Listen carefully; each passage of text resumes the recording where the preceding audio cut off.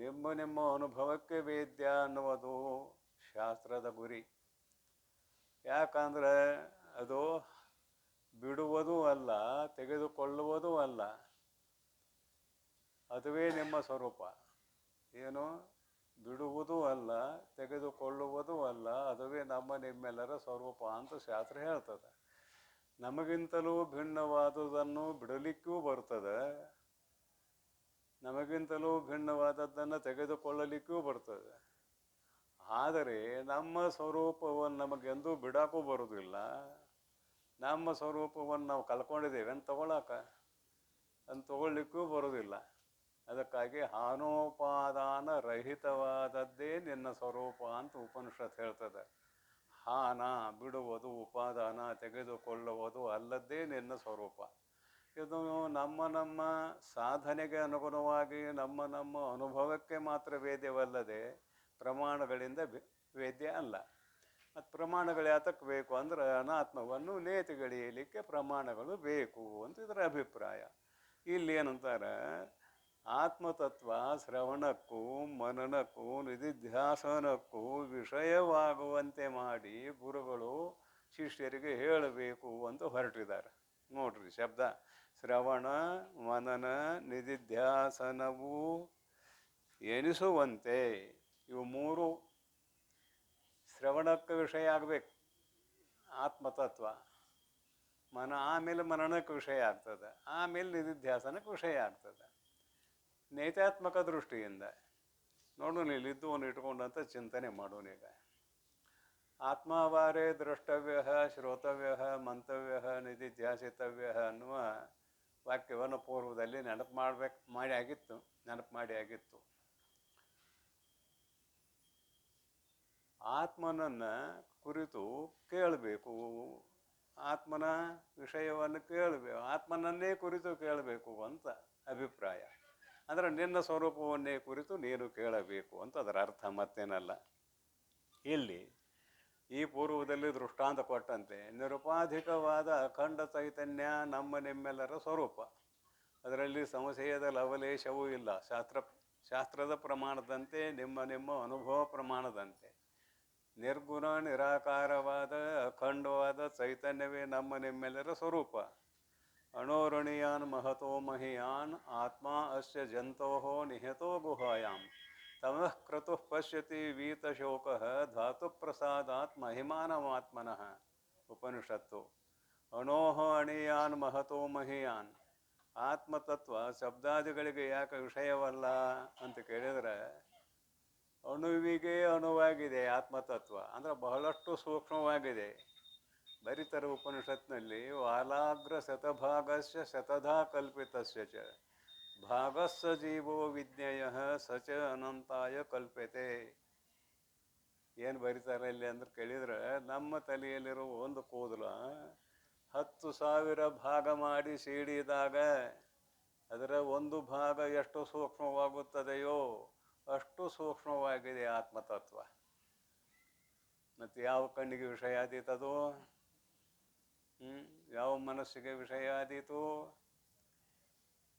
ಇನ್ನು ಪ್ರಮಾಣಗಳಂತೂ ಭಾಳ ಪ್ರತ್ಯಕ್ಷ, ಅನುಮಾನ, ಉಪಮಾನ, ಶಬ್ದ, ಅರ್ಥಾಪತ್ತಿ, ಅನುಪಲಬ್ಧಿ ಇವೆಲ್ಲ ಹೊರಗಿಂದ.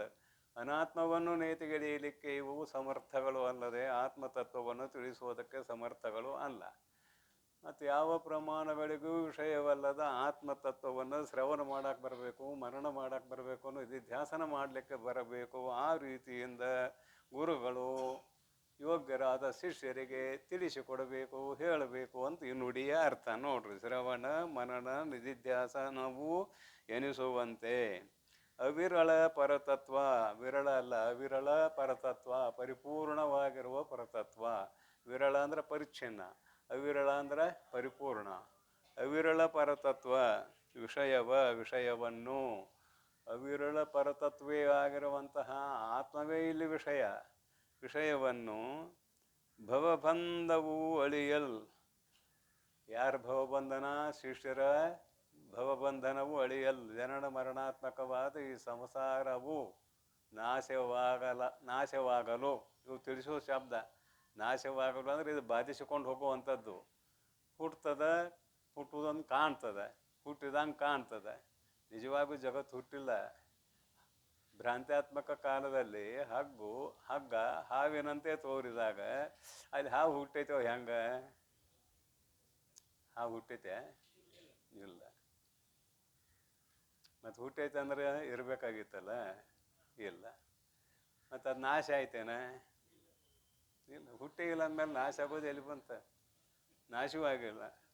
ಮತ್ತು ತೋರ್ತದಲ್ಲ ಅಂದ್ರೆ ನಿಮ್ಮ ಭ್ರಾಂತಿಯಿಂದ ತೋರ್ತದ. ಹುಟ್ಟಿಯೂ ಇಲ್ಲ, ಅದು ಸತ್ತೂ ಇಲ್ಲ. ಶಾಸ್ತ್ರದ ಪ್ರಕ್ರಿಯೆಯಲ್ಲಿ ಏನು ಹೇಳೋದಲ್ಲ, ಅದು ಬಾಧಿಸಿಕೊಂಡು ಹೋಗುತ್ತದೆ ಅಂತ. ಬಾಧ ಅಂದರೆ ಇಲ್ಲ ಅಂತ ನಿಶ್ಚಯ. ಮತ್ತೇನಿಲ್ಲ ಇದರ ಅರ್ಥ. ಇದು ಹಾವಿನ ದೃಷ್ಟಾಂತ ಹೊಂದ್ಸೋನು. ಸ್ವಲ್ಪ ಈ ಕಡೆ ಬರೋಣ ಈಗ ಜಗತ್ತಿಗೆ. ಇದು ಹುಟ್ಟೈತೆ ಏನಾದರೂ ಹುಟ್ಟೇ ಇಲ್ಲ.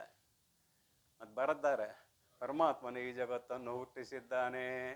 ಮನಸ ಅಪಿ ಅಚಿಂತ್ಯ ರಚನಾ ರೂಪಸ್ಯ ಅಸ್ಯ ಪ್ರಪಂಚಸ್ಯ ಸರ್ವಜ್ಞ ಸರ್ವಶಕ್ತೇ ಕಾರಣಾತ್ ಭವತಿ ಅಂತ ಬರದ್ದಾರೆ ವಿಸ್ತಾರವಾಗಿದ್ರ ಬಗ್ಗೆ. ಮತ್ತು ಹುಟ್ಟೇ ಇಲ್ಲ ಅಂತೀರಿ, ಒಮ್ಮೆ ಹುಟ್ಟಿದೆ ಅಂತೀರಿ. ನಿಮ್ಮ ಶಾಸ್ತ್ರ ಹೆಂಗೆ ಅಂದ್ರೆ ಇದೇ ನಮ್ಮ ಶಾಸ್ತ್ರ ವಿಚಿತ್ರ ಅಂತ ಹೇಳೋದು. ನಾ ಆಗಾಗ ಈ ಶಬ್ದ ಒಂದು ಬಳಸ್ತೀನಿ. ನಮ್ಮ ಶಾಸ್ತ್ರ ವಿಚಿತ್ರ ಭಾಳ.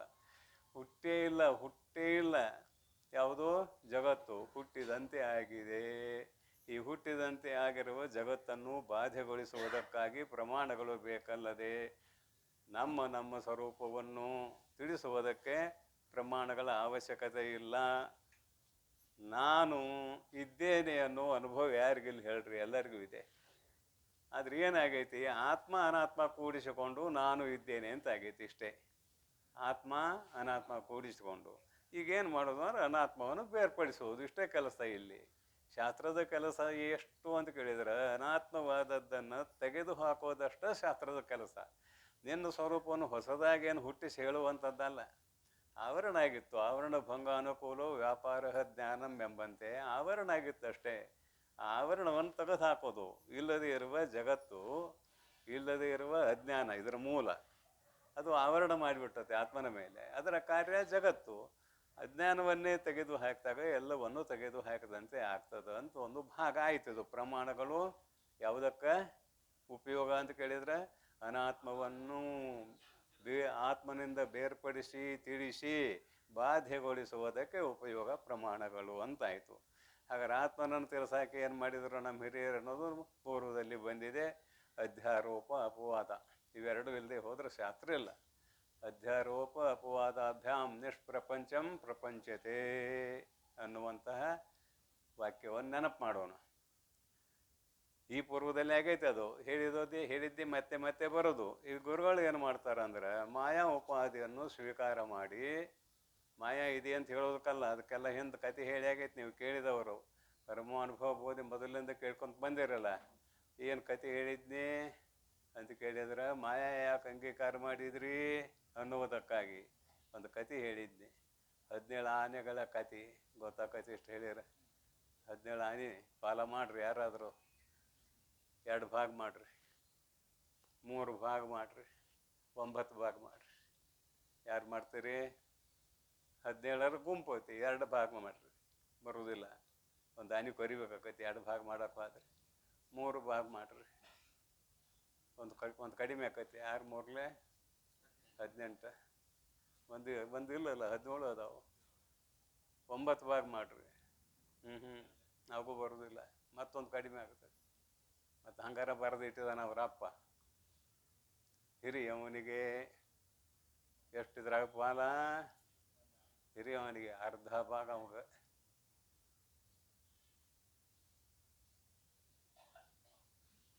ಕತಿ ಮಜಾ ಇದೆ.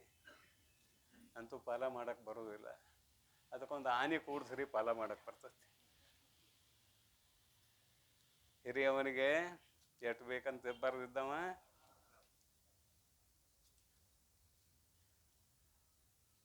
9 ಹಿರಿಯನಿಗೆ. ಎರಡನೇ ತಮಗ 6, ಮೂರನೇ ತಮಗ 2 ಪಾಲ ಮಾಡಿದ್ರೆ ಅವಾಗ 9ನೇ ಭಾಗ. 9ನೇ ಒಂದು ಭಾಗ ನೋಡ್ರಿ ಎಷ್ಟು ಅದು ಎಲ್ಲ ಕೂಡಿ 9 6 15 2 17. ಮತ್ತು ಆನೆ ಕೂಡಿಸಿದ್ದೆ ತಕ್ಕ ಪಾಲ ಮಾಡಕ್ಕ ಅವ್ರಿಗೆ ಕೊಡೋಕ್ಕಲ್ಲ. ಮತ್ತು ಇಲ್ಲಿ ಮಾಯಾ ಕೂಡ್ಸಿದ್ಯಾಕೆ, ಉಪಾಧಿ ಅಂತ ಅಂಗೀಕಾರ ಮಾಡಿದ್ದೆ ಯಾಕೆ? ಆತ್ಮತತ್ವವನ್ನು ತಿಳಿಸಾಕಲ್ಲದೆ ಆ ಮಾಯಾ ಒಂದು ಐತಿ ಅಂತ ಹೇಳಕ್ಕಲ್ಲ. ಕಲ್ಪಿತ ಪದಾರ್ಥ ಅದು. ಯಾವಾಗ ಮಾಯಾ ಅನ್ನೋ ಉಪಾಧಿ ಕೂಡಿಸಿಕೊಂಡ್ರಲ್ಲ ಗುರುಗಳು, ಅಖಂಡ ಚೈತನ್ಯ ಈಶ್ವರ ಆಯಿತು. ಸರ್ವಜ್ಞತ್ವಾದಿ ಗುಣಗಳು ಈಶ್ವರನಲ್ಲಿ ಬಂದವು, ಸಗುಣ ಬ್ರಹ್ಮ. ಹಾಗೆಯೇ ಅವಿದ್ಯಾಭಾಗ ಜೀವಚೇತನ ಆಯಿತು, ಅಥವಾ ಜೀವ ಆಯಿತು, ಜೀವಪಾದ. ಈಗ ಜೀವ ವಾಸ್ತವಿಕವಾಗಿ ಅಖಂಡ ಚೈತನ್ಯವೇ. ಭಾಗ ಆಯ್ತು ಏನಂತ ಕೇಳಿದ್ರೆ ನೋಡ್ರಿ ಹಂಗಿದೆ. ಭಾಗ ಆಯ್ತು ಏನಂತ ಕೇಳಿದ್ರೆ ಭಾಗ ಆಗಿಲ್ಲ. ಮತ್ತು ಅಖಂಡ ಚೈತನ್ಯ ಅಂತೀವಿ, ಬಾಯಾಗ ಭಾಗ ಆಯ್ತು ಅಂತ ಹೇಳಿದ್ರೆ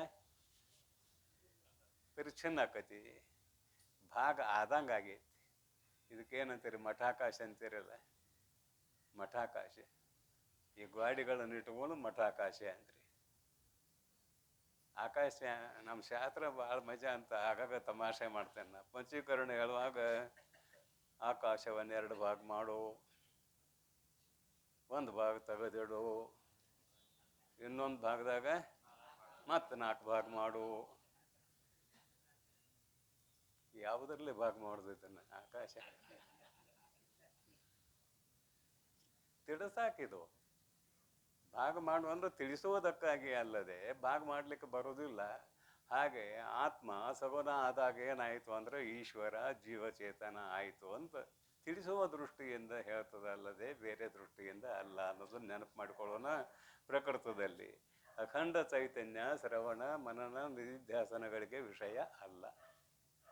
ಅದೇ ಮಾಯಾ ಉಪಾಧಿಯಿಂದ ಕೂಡಿಕೊಂಡಾಗ, ಸರ್ವಜ್ಞತ್ವಾದಿ ಗುಣಗಳಿಂದ ಕೂಡಿಕೊಂಡಿರುವ ಈಶ್ವರ ಚೇತನ ತತ್ಪದದ ವಾಚ್ಯಾರ್ಥ, ಕಿಂಚಿಜ್ಞತ್ವಾದಿ ಗುಣಗಳಿಂದ ಕೂಡಿಕೊಂಡಿರುವ ಜೀವಚೇತನ ತ್ವಂಪದದ ವಾಚ್ಯಾರ್ಥ. ಇನ್ನು ಹಸಿಪದ ಒಂದಿದೆ. ಹಸಿಪದಕ್ಕೂ ಕೂಡ ಮಾಯೋಪಹಿತ ಚೇತನ, ಅವಿದ್ಯಾ ಉಪಹಿತ ಚೇತನ ಅನ್ನುವುದು ವಾಚ್ಯಾರ್ಥ. ಹಸಿಪದಕ್ಕೂ ಕೂಡ ಇಲ್ಲೇನು ಮಾಡಿದೀವಿ ನೋಡ್ರಿ. ಉಪಾಧಿಯನ್ನು ಕೂಡಿಸಿಕೊಂಡಾಗ, ಪೂರ್ವದಲ್ಲಿ ದೃಷ್ಟಾಂತ ಕೊಟ್ಟಾಗೈತಿ, ಉಪಾಧಿಯನ್ನು ಕೂಡಿಸಿಕೊಂಡಾಗ ಅಖಂಡ ಚೈತನ್ಯ ಈಶ್ವರ ಚೇತನ ಆಯಿತು, ಜೀವಚೇತನ ಆಯಿತು. 2 ಭಾಗ ಆಯಿತು. 2 ಭಾಗ ಆಗೈತೇನ? 2 ಭಾಗ ಆದಂಗೆ ಆಯಿತು. ಆಗಿಲ್ಲ. ಆದಂಗೆ ಆಯ್ತು ಅಂದ್ರೆ ಅದು ಖರೆ ಅಲ್ಲ ಅಂತ ಅಭಿಪ್ರಾಯ, ಮತ್ತೇನಿಲ್ಲ. ಆದಂಗೆ ಆಯಿತು ಅಂದ್ರೆ ಖರೆ ಅಲ್ಲ, ಅದು ಸುಳ್ಳು. ಇದು ಶಾಸ್ತ್ರ. ಅದಕ್ಕೆ ಇಲ್ಲೇನಂತಾರೆ? ಸರ್ವಜ್ಞತ್ವಾದಿ ಗುಣಗಳಿಂದ ಕೂಡಿಕೊಂಡಿರುವ ತತ್ಪಥದ ವಾಚ್ಯಾರ್ಥವಾಗಿರುವ ಈಶ್ವರನ ಚಿಂತನೆ, ಕಿಂಚಿಜ್ಞತ್ವಾದಿ ಗುಣಗಳಿಂದ ಕೂಡಿಕೊಂಡಿರುವ ಜೀವಚೇತನದ ಚಿಂತೆ. ಚಿಂತೆ ಅಂದ್ರೆ ಏನು? ಅಲ್ಲಿ ವಿಚಾರ ಮಾಡೋದು. ಅದನ್ನು ವಿಚಾರ ಮಾಡಿ ಕಿಂಚಿಜ್ಞತ್ವಾದಿ ಗುಣಗಳು ಯಾಕೆ ತೋರಿದವು, ಸರ್ವಜ್ಞತ್ವಾದಿ ಗುಣಗಳು ಯಾಕೆ ತೋರಿದವು ಅಂದ್ರೆ ಮಾಯಾ ಉಪಾಧಿಯಿಂದ ತೋರಿದವು, ಅವಿದ್ಯಾ ಉಪಾಧಿಯಿಂದ ತೋರಿದವು ಅಂತ ಹೀಗೆ ಗುರುಗಳು ಶಿಷ್ಯರಿಗೆ ತಿಳಿಸುವ ದೃಷ್ಟಿಯಿಂದ ಏನು ಮಾಡಿದರು ಅಂದ್ರೆ ಅಖಂಡ ಚೈತನ್ಯವನ್ನು ಮಾಯಾ ಉಪಾಧಿ ಕೂಡಿಸಿಕೊಂಡು ಶ್ರವಣಕ್ಕೂ ಮನನಕ್ಕೂ ವಿಷಯವಾಗುವಂತೆ ಮಾಡಿದರು. ನಿಧಿಧ್ಯಾಸನ ಏನಪ್ಪ ಅಂದ್ರೆ ಮನನದ ಪರಿಪಕ್ವ ಅವಸ್ಥೆಯೇ ನಿಧಿಧ್ಯಾಸನ. ಅದು ನಿರಂತರವಾಗಿ ಸಾಗಬೇಕು. ಅದು ಕೂಡ ನಿರಂತರವಾಗಿ ಸಾಗಬೇಕು. ಸಕಲ ಅನಾತ್ಮ ವರ್ಗ ನಿವಾರಣೆ ಆಯಿತು, ಸಕಲ ಭೇದಗಳ ನಿವಾರಣೆ ಆಯಿತು. ಅನಾತ್ಮ ವರ್ಗ ಅಂದಾಗ ಸಕಲ ಭೇದಗಳ ನಿವಾರಣೆ ಆಯಿತು. ಉಳಿದದ್ದು ಏನಂತ ಕೇಳಿದರೆ ಕೇವಲ ಅಖಂಡ ಚೈತನ್ಯ. ಆಗ ನಾನೇ ಆ ಬ್ರಹ್ಮ ಅನ್ನುವ ಅಂತಃಕರಣದ ವೃತ್ತಿ ಇರ್ತದೆ. ಇದಾದ ಕೂಡಲೇ ಶರೀರ ಏನು ಬಿದ್ದು ಹೋಗೋದಿಲ್ಲ. ಆ ಶರೀರ ಬಿದ್ದು ಹೋಗ್ತದೆ ಅಂದ್ರೆ ಈ ಗ್ರಂಥಗಳನ್ನು ಬರೆದವ್ರು ಯಾರು ಅಂತ ಕೇಳಬೇಕಾಗ್ತದೆ. ಅನನುಭವಿಗಳು ಬರೆದದ್ದೇ ಆದರೆ ಓದಲಿಕ್ಕೆ ಯೋಗ್ಯ ಅಲ್ಲ. ನಾನೇ ಬ್ರಹ್ಮ ಅನ್ನುವ ದೃಢತರವಾದ ಜ್ಞಾನವನ್ನು ಪ್ರಾಪ್ತಿ ಮಾಡಿಕೊಂಡಿರುವಂತಹ ಮಹಾನುಭಾವರೇ ಅನುಭವಿಗಳು. ಅವರು ಬರೆದಿರುವಂತಹ ಗ್ರಂಥಗಳೇ ಸ್ವೀಕಾರ ಮಾಡಲಿಕ್ಕೆ ಯೋಗ್ಯವಾದವುಗಳು. ಅದಕ್ಕಾಗಿ ಪ್ರಾರಬ್ಧ ಕರ್ಮಕ್ಕೆ ಅಧೀನವಾಗಿ ಶರೀರ ಬದುಕ್ತದ. ಜೀವಭಾವ ಹೋಗಿದ್ದು ಜೀವಿಸಿಕೊಂಡು ಇದ್ದಾನೆ ತತ್ವಜ್ಞಾನಿ. ಏನು? ಜೀವಭಾವ ಹೋಗಿದೆ, ಆದರೆ ಜೀವಿಸಿಕೊಂಡು ಇದ್ದಾನೆ ಅಂದ್ರೆ ಬದುಕಿದ್ದಾನೆ. ಲೋಕದವರ ಕಣ್ಣಿಗೆ ಕಾಣುವಂತೆ ಅವನ ಶರೀರ ಬದುಕಿದೆ ಅಂತ ಇದರ ಅರ್ಥ. ಜೀವಭಾವ ಹೋಗೈತೆ ಅಂದ್ರೆ ಏನು? ನಾವು ಹುಟ್ಟವಲ್ಲ, ಸಾಯವಲ್ಲ, ನಾನು ಅಖಂಡ ಚೇತನ ಅನ್ನುವ ಭಾವ ಅಲ್ಲಿ ಬಂದಿದೆ. ಇದುವೇ ನಿರಂತರವಾಗಿ ನಡಿಬೇಕು ನಿಧಿಧ್ಯಾಸನ. ಅದಕ್ಕಂದ್ರೂ ಉಪಾಧಿಯಿಂದ ಕೂಡಿಸಿಕೊಂಡಾಗ ಆಯ್ತಲ್ಲ, ಈಗ ವಿಷಯ ಆಯ್ತಿಲ್ಲ ಆತ್ಮತತ್ವ. ಈಶ್ವರ, ಈಶ್ವರ ಅಂದರೆ ಯಾರು? ಬ್ರಹ್ಮ, ವಿಷ್ಣು, ಮಹೇಶ್ವರ. ಅವರವರ ಭಿಕ್ಷೆಗೆ ತಕ್ಕಂತೆ ಕೆಲವರಿಗೆ ಬ್ರಹ್ಮ ಅಂದ್ರೆ ಸಂತೋಷ, ಕೆಲವರಿಗೆ ಈಶ್ವರ ಅಂದ್ರೆ ಸಂತೋಷ, ಕೆಲವರಿಗೆ ವಿಷ್ಣು ಅಂದ್ರೆ ಸಂತೋಷ, ಕೆಲವರಿಗೆ ಆ ವಿಭೂತಿ ಹಚ್ಚಿದ್ರೆ ಸಂತೋಷ, ಕೆಲವರಿಗೆ ಹೆಂಗೆ ಊದಕ್ಕೆ ಬರೆದ್ರೆ ಸಂತೋಷ. ಅದ್ರಾಗ 3 ಗರಿ ಹಾಕೋರು ಇದ್ದಾರೆ, ಕೆಲವು ಮಂದಿ ಒಂದೇ ಗರಿ ಹಾಕೋರು ಇದ್ದಾರು. ಅವ್ರಿಗೆ ಆ ಹೆಸರು ಹೇಳಿರೋ ಸಂತೋಷ, ಅವರವ್ರ ಇಷ್ಟ ದೇವತೆ ಹೆಸರು ಹೇಳಿರೋ ಸಂತೋಷ.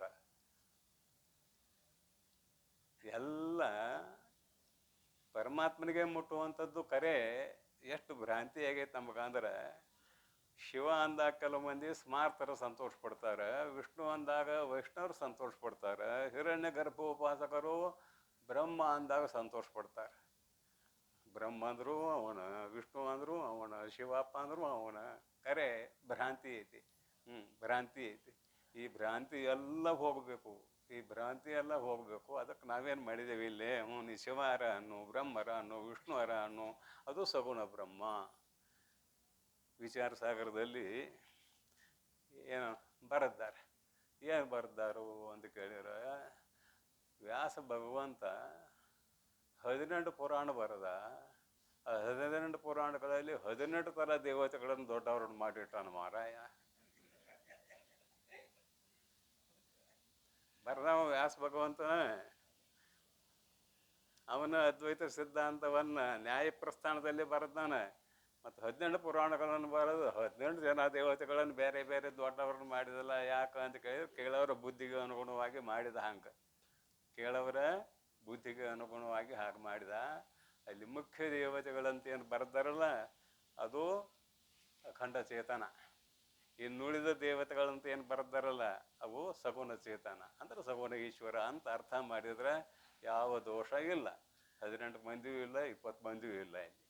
ಇಲ್ಲಿ ಇರೋದು ಒಂದು ಸಗುಣ ಚೇತನ, ಇನ್ನೊಂದು ನಿರ್ಗುಣ ಚೇತನ. ನಿರ್ಗುಣ ಚೇತನ, ಸಗುಣ ಚೇತನ. ಯಾವ್ದಾರ ಮೊದಲು ಹೇಳ್ರಿ, ಹಿಂದಗಡೆ ಹೇಳ್ರಿ. ಸ್ವಲ್ಪ ದೃಷ್ಟ ಕೊಟ್ಟರೆ ಆಗಿದೆ. ಮೊದಲು ನಿರಂಜನತ್ವ ಸಿದ್ಧಿಗೆ ಬರ್ರಿ. ಸ್ವಲ್ಪ ವಿವೇಕ ಚಿಂತಾಮಣಿಯಲ್ಲಿ ನಿರಂಜನತ್ವ ಸಿದ್ಧಿ ಅಂತ ಒಂದು ಅಂಕಿ ಇದೆ. ಅಲ್ಲಿ ಸಗುಣ ಚೇತನಕ್ಕೂ ನಿರ್ಗುಣ ಚೇತನಕ್ಕೂ ಭೇದವೆಂಬುವುದು ಇಲ್ಲವೇ ಇಲ್ಲ ಅಂತ ಸಾಧಿಸಿದ್ದಾರೆ. ಕೆಲವೊಮ್ಮೆ ಚಸ್ಮಾ ಹಾಕೋತಿರಲ್ಲ, ಚಸ್ಮಾ ಹಾಕ್ಕೊಂಡು ಅವ ಬೇರೆ, ಅವನೇ ಚಸ್ಮಾ ತೆಗೆದಿಟ್ರೆ ಅವ ಬೇರೆ ಏನ? ಒಪ್ತಿರಲ್ಲ ಇದನ್ನು? ಉಪನೇತ್ರ ಅಂತ ಕರಿತೀವಿ ಅದನ್ನು. ಉಪನೇತ್ರಧಾರಿ ಚಸ್ಮಾ ಹಾಕ್ಕೊಂಡಿದಾನಲ್ಲ, ಅವ ಬೇರೆ. ಆ ಚಸ್ಮಾ ಅವನ ತೆಗೆದಿಟ್ಟ, ಅವ ಬೇರೆ ಅಂತೀರೇನು? ಅನ್ನೋದಿಲ್ಲಲ್ಲ. ಒಬ್ಬನ ಅವ ಚಸ್ಮಾ ಹಾಕೊಂಡ್ರು ಅವನ, ಚಸ್ಮಾ ತೆಗೆದಿಟ್ರು ಅವನ. ಹಾಗೆ ಮಾಯಾ ಉಪಾಧಿಯಿಂದ ಕೂಡಿಕೊಂಡಿರುವ ಚೇತನವು ಅದೇ, ಮಾಯಾ ಉಪಾಧಿ ರಹಿತವಾದ ಚೇತನವು ಅದೇ. ಅಲ್ಲಿ ಭೇದ ಅನ್ನೋದು ಇಲ್ಲ. ಮತ್ತು ಇದನ್ನು ಯಾತಕ್ಕೆ ಮಾಡಿದ್ರಿ ಅಂದ್ರೆ, ಶಿಷ್ಯರಿಗೆ ತಿಳಿಸುವುದಕ್ಕಾಗಿ ಉಪಾಧಿಯನ್ನು ಸ್ವೀಕಾರ ಮಾಡಿದ್ದೀವಿ ಅಂತ ಇಷ್ಟು ಅಂಗೀಕಾರ ಮಾಡೋಣ. ಈ ನುಡಿಯ ಅರ್ಥ, ಪರಮ ಭಕ್ತಿಯಳು ಅಧ್ಯಾತ್ಮವನ್ನು ತನ್ನ ಅನುಭವಕರವೆನಿಪಂತೆ ತರುಣಿ ಸುಶ್ರವಣವು ಎಂದು ಎನಿಪುದು. ಹೇಳಕ್ಕೆ ಹೊಂಟಿದ್ದಾರೆ. ಶ್ರವಣ ಮನನ ಅಂತ ಸೂತ್ರದಲ್ಲಿ ಬರೆದ ವಿಷಯಗಳನ್ನು ಸುಶ್ರವಣ ಅಂದ್ರೆ ಏನು ಅಂತ, ಶ್ರವಣ ಅಂದ್ರೆ ಏನು ಅದನ್ನು ಹೇಳಕ್ಕೆ ಹೊಂಟಿದ್ದಾರೆ. ನೋಡ್ರಿ, ತರುಣಿ ಇವೆಲ್ಲ ಶಬ್ದ ಮೊದಲು ಹೇಳಿಬಿಟ್ಟಿದ್ದೀನಿ. 70 ವರ್ಷ ಆಗ್ಯಾವ ತರುಣಿಯನ್ನು ಹಾಕತ್ತಾರೆ. ಇದೆಲ್ಲ ಮೊದಲು ಹೇಳಿ ಆಗೈತಿ. ಅಂದ್ರೆ ಶಾಸ್ತ್ರವನ್ನು ತಿಳಿಯುವ ಯೋಗ್ಯತೆಯುಳ್ಳಂತಹ ಅಂತಃಕರಣವುಳ್ಳವಳೆ ಅಂತ ಎಲ್ಲ ಕಡೆ ಅರ್ಥ ಇದಕ್ಕಿಂತ ಶಬ್ದಗಳು ಬಂದಾಗ. ಶಾಸ್ತ್ರವನ್ನು ತಿಳಿಯುವುದಕ್ಕೆ ಯೋಗ್ಯವಾದ ಅಂತಃಕರಣ ಇದಷ್ಟು ಸುಲಭವಿಲ್ಲ. ಅನೇಕ ಜನ್ಮ ಸಂಸಿದ್ಧ ತಥೋ ಯಾತಿ ಪರಾಂಗತಿಂ. ಭಗವಂತ ಹೇಳ್ತಾನೆ ಗೀತೆಯಲ್ಲಿ, ಅನೇಕ ಜನ್ಮಗಳನ್ನು ನಾವು ನಿಷ್ಕಾಮ ಕರ್ಮ, ನಿಷ್ಕಾಮ ಉಪಾಸನೆಗಳನ್ನು ಅನುಷ್ಠಾನ ಮಾಡಿಕೊಂಡು ಬಂದಾಗ ಅಂತಃಕರಣ ಶುದ್ಧ ಆಗ್ತದೆ. ಒಂದು ಅಂದಿಲ್ಲ, ಅನೇಕ ಜನ್ಮಗಳಲ್ಲಿ ನಾವು ಸಾಧಕರಾಗಬೇಕು, ಆವಾಗ ಅಂತಃಕರಣ ಶುದ್ಧ ಆಗ್ತದೆ. ಇಲ್ಲಿ ಅತ್ಯಂತ ಅಂತಃಕರಣ ಶುದ್ಧಿಯನ್ನು ಹೊಂದಿರುವಂತಹ ಮೈತ್ರಾದೇವಿ ಎದುರಿಗೆ ಕೊಡ್ತಿದ್ದಾಳೆ. ಮತ್ತು ಆ ವಯಸ್ಸಿನಾಗ ತರುಣಿ ಅಂದ್ರೆ ಹೆಂಗ ಅಂದ್ಗಿಂದೀರಿ? ಅಂತಃಕರಣ ಅಷ್ಟು ಶುದ್ಧವಾಗಿತ್ತು ಅನ್ನುವುದು ಇಲ್ಲಿ ಅಭಿಪ್ರಾಯ. ತರುಣಿ ಪರಮಭಕ್ತಿಯೊಳು ಅಧ್ಯಾತ್ಮವನು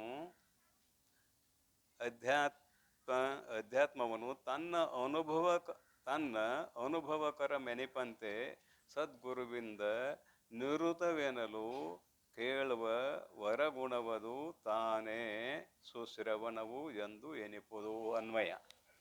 ತರುಣಿ ಎಲೈ ಮೈತ್ರೇಯಿ, ಪರಮಭಕ್ತಿಗಳು ಗುರುಗಳಲ್ಲಿ ಭಕ್ತಿಯನ್ನು ಇಡುವುದು ಬಹಳ ಮುಖ್ಯ. ಗುರುಗಳನ್ನು ಒಮ್ಮೆ ಮಾಡಿಕೊಂಡ ಮೇಲೆ ಅಲ್ಲಿ ಬೇರೆ ಭಾವನೆ ಬರ್ಕೊಡೋದು. ಗುರುಗಳನ್ನು ಮಾಡಿಕೊಳ್ಳುವ ಮುನ್ನವೇ ಸಾಕಷ್ಟು ವಿಚಾರ ಮಾಡ್ರಿ. ಅಂಥದ್ದು ಶಾಸ್ತ್ರ. ತದ್ವಿಜ್ಞಾನಾರ್ಥಂ ಸ ಗುರುಂ ಏವ ಅಭಿಗಚ್ಚೇತ್.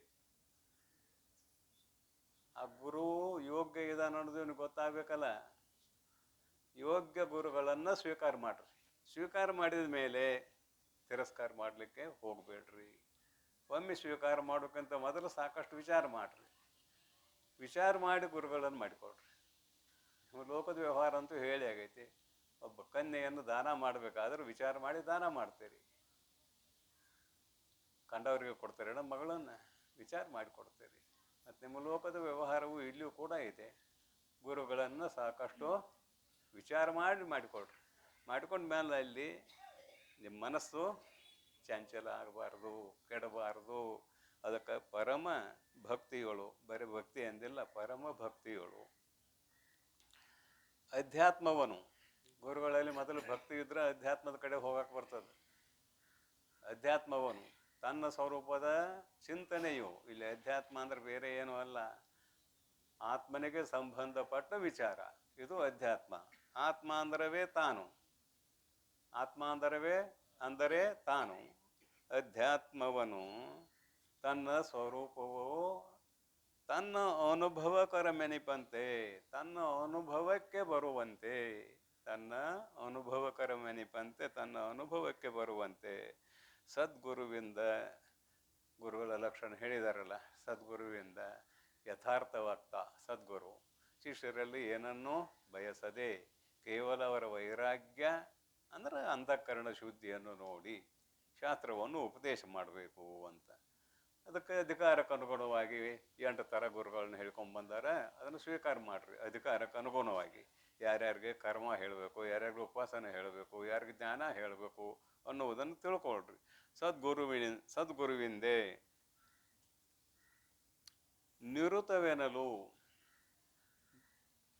ನಿರುತವೆನಲು ಒಂದು ದಿನ ತಪ್ಪಿಸಬಾರ್ದು. 4 ದಿನಕ್ಕೊಮ್ಮೆ ಕೇಳೋದು ಆಗಬಾರ್ದು. ನಿವೃತ್ತವೇನಲು ತತ್ಪರಃ ಸಂಯತೇಂದ್ರಿಯ. ಗೀತೆಯಲ್ಲಿ ಬರೀತಾರೆ, ತತ್ಪರಃ ಸಂಯತೇಂದ್ರಿಯ. ದಿನಾಲೂ ಅದರಲ್ಲೇ ತತ್ಪರನಾಗಿರಬೇಕು. ಇಂದ್ರಿಯಗಳ ನಿಗ್ರಹ ಅಂತೂ ಇರಲೇಬೇಕು. ಆ ವಿಷಯ ಅಂತೂ ಇಲ್ಲೇ ಇಲ್ಲ. ಚಿತ್ತಶುದ್ಧಿ ಆದಾಗ ಇಂದ್ರಿಯ ನಿಗ್ರಹ ಅನ್ನೋದ್ರ ಮಾತು ಹೇಳಬೇಕಾಗಿಲ್ಲ. ತತ್ಪರಃ, ನಿವೃತ್ತವೆನಲು ತತ್ಪರಃ ಶಬ್ದ ಅಷ್ಟ ಕನ್ನಡ, ಒಂದು ಸಂಸ್ಕೃತ. ನಿಯಮವಾಗಿ ಸುಮ್ಮನಾಗೋದು ವಿಧಿಗಳು ಒಂದದೇ ಮುಕ್ತಿ. ವಿಧಿ ಅಂದರೆ ನಿಯಮ. ನಿಯಮ ಅಂದರೆ ಬಿಟ್ಟು ಬಿಡದೆ ಅದರಲ್ಲೇ ತೊಡಗಿಸಿಕೊಳ್ಳೋದು. ಅದಕ್ಕಾಗಿ ನಿವೃತ್ತವೆನಲು ಕೇಳುವ ವರಗುಣವದು ತಾನೇ, ಶ್ರೇಷ್ಠವಾದ ಗುಣವದು ತಾನೇ ಸುಶ್ರವಣವು ಎಂದು ಎನಿಪುದು. ಯೋಗ್ಯವಾದ ಶ್ರವಣ. ಕೇಳಕ್ಕೆ ಕುಂತಾಗ ಮನಸ್ಸ ಏಕಾಗ್ರವಾಗಬೇಕು. ಗುರುಗಳ ಶ್ರೀಮುಖದಿಂದ ಯಾವ ಯಾವ ಶಬ್ದಗಳು ಬರುತ್ತವೆ ಅನ್ನುವುದರಲ್ಲೇ ಲಕ್ಷ್ಯ ಇಟ್ಟಿರಬೇಕು. ಅರ್ಥ ಸಹಿತ ಕೇಳಬೇಕು. ಅವನ್ನ ಹಂಗೆ ಕೇಳೋದಲ್ಲ, ಅರ್ಥ ಸಹಿತ ಕೇಳಬೇಕು. ಅವ್ರು ಏನು ಅರ್ಥ ಮಾಡಿದ್ರು, ಆ ಶಬ್ದಗಳಿಗೆ ಏನು ಹೇಳಿದರು ಅನ್ನುವುದನ್ನು ಲಕ್ಷ್ಯವಿಟ್ಟು ಕೇಳಬೇಕು. ಇದು ಸುಶ್ರವಣ. ಶ್ರವಣ ಅಂತ ಏನು ಸೂತ್ರದಲ್ಲಿ ಬರ್ತಾರಲ್ಲ, ಇದು ಯೋಗ್ಯವಾದ ಶ್ರವಣ ಅಂತ ಈ ನುಡಿಯ ವಿಚಾರ. ಮುಂದಕ್ಕೆ ಸಾಗೋಣ. ಅನುಭವ ಗೋಚರವೆನಿಸುವ ಶ್ರವಣವನು ಅನುಮಾನ ಮನನವವು ಎನಿಪುದು ಮಾನಿನಿರನ್ನೇ. ಅನುಭವ ಗೋಚರವೆನಿಸುವ ಶ್ರವಣವನು ಅನುಮಾನ ಅಷ್ಟ ಐತೆ ಅಲ್ಲೇ. ಅನುಮಾನ ಮನನವು ಎನಿಪುದು ಮಾನಿನಿರೆನ್ನೆ. ಸರಿಯಾಗಿ ಶ್ರವಣ ಮಾಡಿದರೆ ಮುಂದೆ ಅದನ್ನು ಚಿಂತನೆ ಮಾಡ್ಲಿಕ್ಕೆ ಬರ್ತದೆ. ಮನನ ಪೂರ್ವದಲ್ಲಿ ಹೇಳಿದಂತೆ ಭೇದ ಬಾಧಕ ಯುಕ್ತಿ, ಅಭೇದ ಸಾಧಕ ಯುಕ್ತಿಗಳು ಬೇಕಾಗ್ತಾವ. ಆ ಯುಕ್ತಿಗಳನ್ನು ನಾವು ಅನುಷ್ಠಾನ ಮಾಡಬೇಕಾದ್ರೆ ಪ್ರಕ್ರಿಯಾ ಗ್ರಂಥಗಳನ್ನು ಅಧ್ಯಯನ ಮಾಡಿರಬೇಕು. ಪ್ರಕ್ರಿಯಾ ಗ್ರಂಥಗಳ ಅಧ್ಯಯನ ಮಾಡದೆ ಹೋದರೆ ಅವು ಅಷ್ಟು ಸುಲಭವಾಗಿ ಗೊತ್ತಾಗೋದಿಲ್ಲ. ಶ್ರವಣ, ಮನನ, ಶ್ರವಣ ಅಂತೂ ಸುಶ್ರವಣ, ಏಕಾಗ್ರವಾಗಿ ಕೇಳುವುದಂತಾಯಿತು. ಶ್ರವಣ ಅನ್ನೋದಕ್ಕೂ ಬರೆದ್ರು 6 ಲಿಂಗ ಸಹಿತವಾಗಿ ಕೇಳಬೇಕು, 6 ಲಿಂಗ ಸಹಿತವಾಗಿ ಹೇಳಬೇಕು. ಅಂದ್ರೆ ಉಪಕ್ರಮ, ಉಪಸಂಹಾರ ಆದಿ 6 ಲಿಂಗಗಳು. ಇಷ್ಟನ್ನು ಇಟ್ಕೊಂಡು ಕೇಳಿದಾಗ ಏನು ತಾತ್ಪರ್ಯ ಸಕಲ ಶಾಸ್ತ್ರಗಳಿಗೆ ಅಂತ ಕೇಳಿದ್ರೆ ಜೀವ ಬ್ರಹ್ಮರ ಅಭೇದವೇ ತಾತ್ಪರ್ಯ, ಬೇರೆ ತಾತ್ಪರ್ಯ ಏನೂ ಇಲ್ಲ. ಜೀವ ಬ್ರಹ್ಮರ ಅಭೇದವೇ ತಾತ್ಪರ್ಯ. ಜಗತ್ತು ಆಭಾಸ, ಮಿಥ್ಯ ಅನ್ನುವುದೇ ತಾತ್ಪರ್ಯ. ಜಗತ್ತು ಮಿಥ್ಯೆ, ಮಿಥ್ಯೆ ಅಂದ್ರೆ ಆಭಾಸ. ಆಭಾಸ ಅಂದ್ರೆ ಇರುವಿಕೆ ಇಲ್ಲ, ತೋರ್ತದಷ್ಟೇ, ಇರುವಿಕೆ ಇಲ್ಲ. ಸಾಕಷ್ಟು ದೃಷ್ಟಾಂತ ಕೊಟ್ಟಾಗಿದೆ ಪೂರ್ವದಲ್ಲಿ, ಮತ್ತೆ ಮತ್ತೆ ಅವನ್ನ ಕೇಳಬೇಡ್ರಿ. ಅನುಭವ ಗೋಚರ ಮೆನಿಸುವ, ಅನುಭವಕ್ಕೆ ಒಪ್ಪುವ ಶ್ರವಣವನು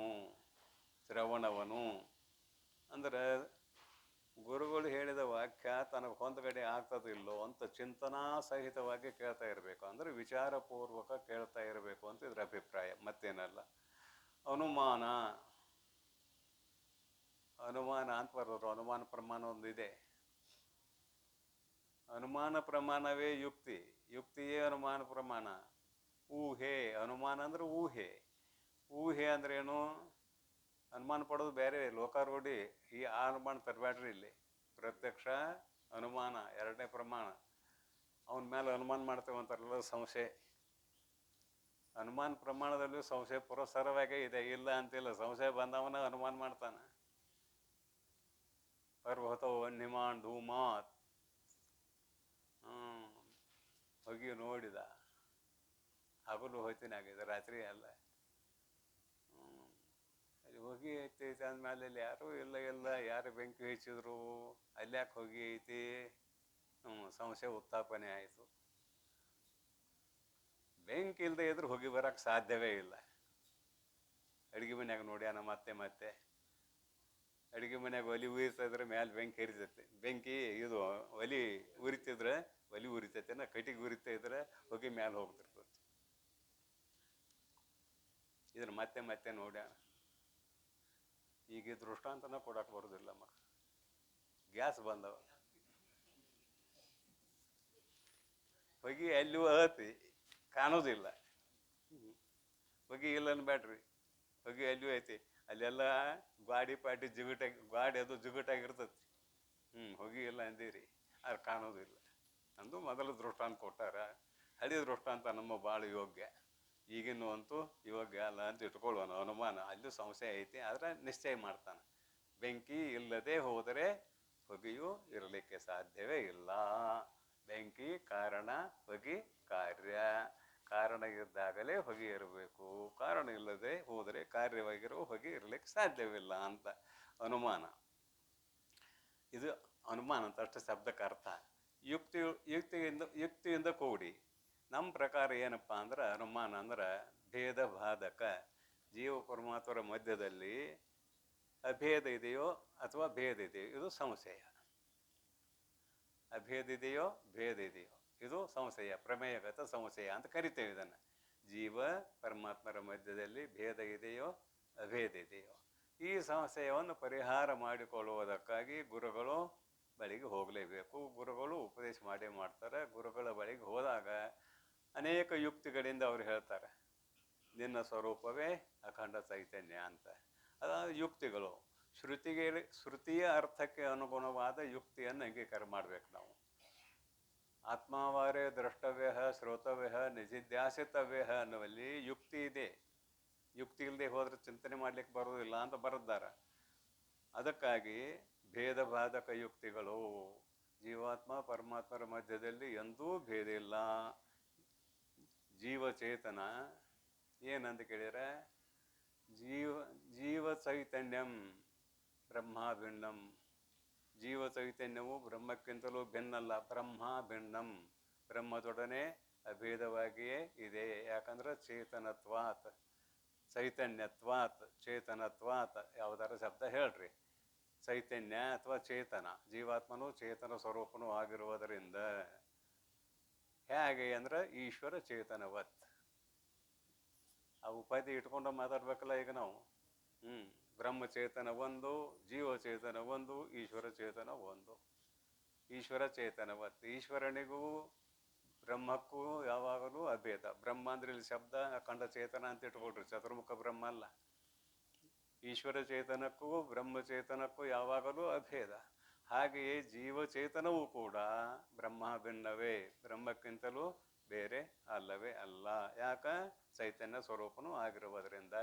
ಘಟಾಕಾಶವು ಮಹಾಕಾಶವೇ, ಘಟಾಕಾಶವು ಮಹಾಕಾಶವೇ.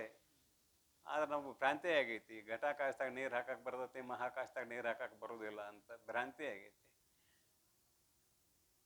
ಆಕಾಶ ಆಕಾಶವೇ, ಒಡಿಬೇಡ್ರಿ. ಘಟ ಆಕಾಶ ಹೆಂಗೆ ಬೈಲತಿ, ಇದು ಹಂಗೆ ಬೈಲತಿ ಅಂತ ತಿಳ್ಕೊಳ್ರಿ ಸಾಕ. ಘಟ ಯಾಕೆ ಹೊಡ್ಯಾಕೆ ಹೋಗ್ಯರಿ? ಮತ್ತು ಆ ಘಟ ಹೊಡಿದಂದ್ರೆ ಈ ಘಟ ಹೊಡಿ ಪ್ರಸಂಗ ಬಂದಿತ್ತು. ತಿಳ್ಕೊಳ್ದತಿ ಮುಖ್ಯವಾಗಿ ಇಲ್ಲಿ ತಿಳಿಯುವುದೇ ಮುಖ್ಯ ಶಾಸ್ತ್ರದಲ್ಲಿ. ಅದಕ್ಕಾಗಿ ಯುಕ್ತಿಗಳು ಬೇಕಾಗ್ತಾವ. ಜೀವಚೇತನವೇ ಬ್ರಹ್ಮಚೇತನ, ಯಾಕಂದ್ರೆ ಚೈತನ್ಯವು ಆಗಿರುವುದರಿಂದ. ಅನುಮಾನ ಪ್ರಮಾಣ.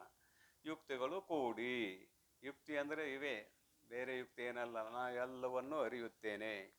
ಜಾಗ್ರ, ಸ್ವಪ್ನ, ಸುಷುಪ್ತಿ ಮೂರನ್ನು ಅರಿತೇವೋ ಇಲ್ಲೋ? ನಿದ್ರೆ ಇತ್ತಾಗ ನಾವೆಲ್ಲ ಇರ್ತೇವೆ ಅಂದ್ಗಿಂದೇರಿ. ಹಾಗೂ ಅರು ಸ್ವರೂಪವೇ ನೆಮ್ಮದು ಪೂರ್ವದಲ್ಲಿ ಬಂದಿದೆ. ಯತ್ ಸ್ವಪ್ನ ಜಾಗರ ಸುಷುಪ್ತಂ ಅವೈತಿ ನಿತ್ಯಂ ತದ್ಬ್ರಹ್ಮ ನಿಷ್ಕಲಮಹಂ ನಚಭೂತ ಸಂಗಃ. ಜಾಗ್ರ, ಸ್ವಪ್ನ, ಸುಷುಪ್ತಿ ಮೂರನ್ನೂ ಅರಿಯುವುದೇ ನಮ್ಮ ಸ್ವರೂಪ. ಮೂರು ಅವಸ್ಥೆಗಳು ತೋರುವ ಅಖಿಳವನು ಬೇರಿಟ್ಟರಿಯುವುದಾಗಿ ಮೀರಬಾರದ ಚಿತ್ತೆ ನಿನ್ನ ನಿಜವೂ ಕೈಯೊಳ್ಳೆ ಪದ್ಧತಿಯಲ್ಲಿ ಹೇಳ್ಕೊಂಡು ಬಂದಿದ್ದಾರೆ. ಅದನ್ನು ಇಲ್ಲಿ ಸ್ವಲ್ಪ ನೆನಪು ಮಾಡಿಕೊಡ್ರಿ ಅಷ್ಟೇ. ಇವರ ಅನೇಕ ಗ್ರಂಥಗಳು ಒಂದೇ ವಿಷಯವನ್ನು ಹೇಳಲಿಕ್ಕೆ ಹೊರಟಂಥವುಗಳು. ಆದ್ದರಿಂದ ಯುಕ್ತಿ ಏನು ಬೇಕು ಅಂದರೆ ಜೀವಚೇತನವೇ ಬ್ರಹ್ಮಚೇತನ ಅನ್ನೋದು ಯುಕ್ತಿ ಆಯಿತು. ಜೀವಚೇತನ ಬ್ರಹ್ಮಚೇತನಕ್ಕಿಂತಲೂ ಬೇರೆ ಅಲ್ಲ. ಭೇದ ಬಾಧಕ ಮಾಡ್ಬೇಕೀಗ. ಮತ್ತು ಬೇರೆ ಅನ್ನುವಂಗೆ ತೋರಿದೆಯಲ್ಲ, ಅಲ್ಲಿ 5 ವಿಧವಾದ ಭೇದ ಹೇಳಿದ್ದಾರೆ, ಅದು ವಿಸ್ತಾರ ಆಗ್ತದೆ. ಭೇದ ಜೀವಾತ್ಮನಿಗೂ ಪರಮಾತ್ಮನಿಗೂ ಭೇದ ಹೇಳಿದಾರಲ್ಲ. ಪರಮಾತ್ಮ ಅಂದ್ರೆ ಈಶ್ವರ ಅಂತ ಇಟ್ಕೊಳ್ರಿ. ಇಲ್ಲಿ ಭೇದ ಹೇಳಿದಾರಲ್ಲ ಅಂದ್ರೆ ಅದು ಉಪಾಧಿಗತ ಭೇದ ಅಲ್ಲದೆ ವಾಸ್ತವ ಭೇದ ಅಲ್ಲ. ಉಪಾಧಿಗತ ಭೇದ, ಇಲ್ಲಿ ಮಾಯಾ ಉಪಾಧಿ ಇದೆ, ಇಲ್ಲಿ ಅವಿದ್ಯಾ ಉಪಾಧಿ ಇದೆ. ಆ ಉಪಾಧಿ ಎರಡೂ ತೆಗೆದು ನೋಡು, ಕೇವಲ ಅಖಂಡ ಚೈತನ್ಯವೇ. ಇದು ಭೇದ ಬಾಧಕ. ಹಾಗೆ ಜಗತ್ತು ಪರಮಾತ್ಮನಲ್ಲಿ ಎಂದೆಂದೂ ಇಲ್ಲವೇ ಇಲ್ಲ, ಅಧ್ಯಸ್ಥವಾಗಿ ತೋರುತ್ತಿದೆ. ಅಧ್ಯಸ್ಥವಾಗಿ ಭ್ರಾಂತಿರಭ್ರಾಂತಪೂರ್ವಕಂ. ನಿಜಗುಣ ಶಿವಗುರುದು ಒಂದು ವಾಕ್ಯ ನೆನಪು ಮಾಡ್ತೀನಿ. ಭ್ರಾಂತಿ ಅಭ್ರಾಂತಪೂರ್ವಕಂ. ಇದೇ ಗ್ರಂಥದಲ್ಲಿ ಬಂಧದ ಪೂರ್ವದಲ್ಲಿ ಭ್ರಾಂತ್ಯಾತ್ಮಕವಾದ ವಸ್ತು ತೋರಬೇಕಾದರೆ ಯಥಾರ್ಥವಾದ ಒಂದು ವಸ್ತು ಇರಬೇಕು. ಯಥಾರ್ಥವಾದ ವಸ್ತು ಇಲ್ಲದೆ ಹೋದರೆ ಭ್ರಾಂತ್ಯಾತ್ಮಕವಾದ ವಸ್ತು ತೋರಲಿಕ್ಕೆ ಅವಕಾಶವೇ ಇಲ್ಲ. ಈ ಭ್ರಾಂತ್ಯಾತ್ಮಕವಾದ ಜಗತ್ತು ತೋರಬೇಕಾದರೆ ಇದಕ್ಕೆ ಅಧಿಷ್ಠಾನವು ಯಾವುದು ಅಂತ ಕೇಳಿದರೆ ಸಗುಣ ಬ್ರಹ್ಮ. ಆಧಾರವು ಯಾವುದು ಅಂತ ಕೇಳಿದರೆ ನಿರ್ಗುಣ ಬ್ರಹ್ಮ. ನಿರ್ಗುಣ ಬ್ರಹ್ಮ ಜ್ಞಾನ ಕಾಲದಲ್ಲಿಯೂ ಇರ್ತದೆ, ಅಜ್ಞಾನ ಕಾಲದಲ್ಲಿಯೂ ಇರ್ತದೆ. ಸಗುಣ ಬ್ರಹ್ಮ ಅಧಿಷ್ಠಾನ ಅಂತ ಕರೆಸ್ಕೊಳ್ಬೇಕಾದ್ರೆ ಜ್ಞಾನ ಕಾಲದಲ್ಲಿ ಇರ್ತದೆ. ಅಜ್ಞಾನ ಕಾಲದಲ್ಲಿ ಇರ್ತದೆ, ಆದ್ರೆ ಅಧಿಷ್ಠಾನ ಆಕೈತಿ, ಆಧಾರ ಆಗೋದಿಲ್ಲ. ಅದು ಎರಡೂ ಸಮಯದಲ್ಲಿ ಇರಬೇಕು. ಆಧಾರ ಅಧಿಷ್ಠಾನ ಅಂತ ಕರೆಸ್ಕೊಡೋದು ಅಜ್ಞಾನ ಕಾಲದಲ್ಲಿ, ಜ್ಞಾನ ಅಜ್ಞಾನ ಕಾಲದಲ್ಲಿರುವಂಥದ್ದು ಆಧಾರ. ಅದಕ್ಕೆ ಆಧಾರವ ಬ್ರಹ್ಮ. ಆಧಾರವಾಗಿರುವ ಬ್ರಹ್ಮದಲ್ಲಿ ಅಧ್ಯಸ್ಥವಾಗಿ ತೋರುವಂತಹ ಜಗತ್ತು. ಅಧ್ಯಸ್ಥ ಅಂದ್ರೇನು? ಇಲ್ಲದೆ ಇರುವಂತಹ ವಸ್ತು ಇದೆ ಎಂದು ತಿಳಿದುಕೊಳ್ಳುವುದು. ಅದು ಅಲ್ಲದರಲ್ಲಿ ಅದು ಎಂಬುವ ಬುದ್ಧಿಯೇ ಅಧ್ಯಾಸ. ತಸ್ಮಿನ್ ತದ್ಬುದ್ಧಿ ಅಧ್ಯಾಸ. ಅದು ಅಲ್ಲದರಲ್ಲಿ ಅದು ಎಂಬುದು ಅಧ್ಯಾಸ. ದೃಷ್ಟಾಂತ ಕಣ್ಣಿ ಕಾಣುವಂಗ ಹಲವಾರು ದೃಷ್ಟಾಂತ ಕೊಟ್ಟಿದ್ದಾರೆ. ಹಗ್ಗ, ಹಾವ, ಶುಕ್ತಿ, ರಜತ, ಮೋಟು ಮರ, ಕಳ್ಳ, ಮರುಮರೀಚಿಕೆ, ಬಿಸಿಲು ಗುದ್ರಿ ಮರುಮರಿಸಿಕೆ ಅಂದ್ರೆ ಅದು ಕನ್ನಡದಲ್ಲಿ ಒಂದು ಬಿಸಿಲು ಗುದ್ರಿ ಅಂತ ಕೊಟ್ಟಾರ ಅದಕ್ಕೆ ಹೆಸರು. ಇವ್ಯಾ ಕಾಣ್ತಾವ ಅಷ್ಟೇ, ಇವಕ್ಕೆ ಇರುವಿಕೆ ಇಲ್ಲ. ಅಲ್ಲಿರುವುದು ಆಧಾರವಾದದ್ದಷ್ಟೇ ಸತ್ಯ. ಹಾಗೆ ಇಲ್ಲಿ ಪರಮಾತ್ಮನೊಬ್ಬನೇ ಸತ್ಯ, ಇದೆಲ್ಲ ಸುಳ್ಳು ಮಿಥ್ಯಾಭೂತವಾಗಿ ತೋರುತ್ತದೆ ಅಂತ ಯುಕ್ತಿಯಿಂದ ಬಾಧಿಸುವುದು. ಜೀವಾತ್ಮ ಪರಮಾತ್ಮರ ಮಧ್ಯದಲ್ಲಿ ಭೇದ ಎಲ್ಲಿದೆ? ಇಲ್ಲವೇ ಇಲ್ಲ ಅಂತ ಸಿದ್ಧಾಂತ. ಮಾಯಾ ಉಪಾಧಿಯೂ ಸುಳ್ಳ, ಅವಿದ್ಯಾ ಉಪಾಧಿಯೂ ಸುಳ್ಳ, ಉಪಾಧಿಯಿಂದ ತೋರಿತಷ್ಟೇ ಭೇದ. ಆದುದರಿಂದ ಚಿಂತನೆ ಮಾಡಬೇಕು ಸಾಧಕನಾದವ ಅಂತ ಹೇಳ್ತಾ ಇದ್ದಾರೆ. ಯುಕ್ತಿಗಳೊಡಗೂಡಿ ಅನುದಿನವೂ ಮತ್ತು ಪ್ರತಿದಿನ ಅಂದರು. ಎಂದೋ ಒಂದಿನ ಮಾಡಿ ಬಿಡಬೇಡ, ಅದು ಮರೆಯುವ ಸ್ವಭಾವ. ಅನುದಿನವೂ ಎಡೆವರಿಯದೆ ವಿಚ್ಛಿತ್ತಿ ಇಲ್ಲದೆ, ಮತ್ತ ಅನುದಿನವೂ ಎಡೆವರಿಯದೆ ವಿಚ್ಛಿತ್ತಿ ಇಲ್ಲದೆ ಚಿಂತಿಪುದು ತಾನೇ. ಹೀಗೆ ಚಿಂತನೆ ಮಾಡುವುದು. ಮರಣವೆನಿಪುದು ಮಾನಿನಿರನ್ನೇ. ಮಾನಿನಿರನ್ನೇ ಅಂತ ಕೊನೆಗೆ ತಗೊಂಡಿದ್ದೇನೆ. ಮಾನವುಳ್ಳವರಲ್ಲಿ ಶ್ರೇಷ್ಠಳು, ಮಾನಗೇಡಿಗಳಲ್ಲಿ ಅಲ್ಲ.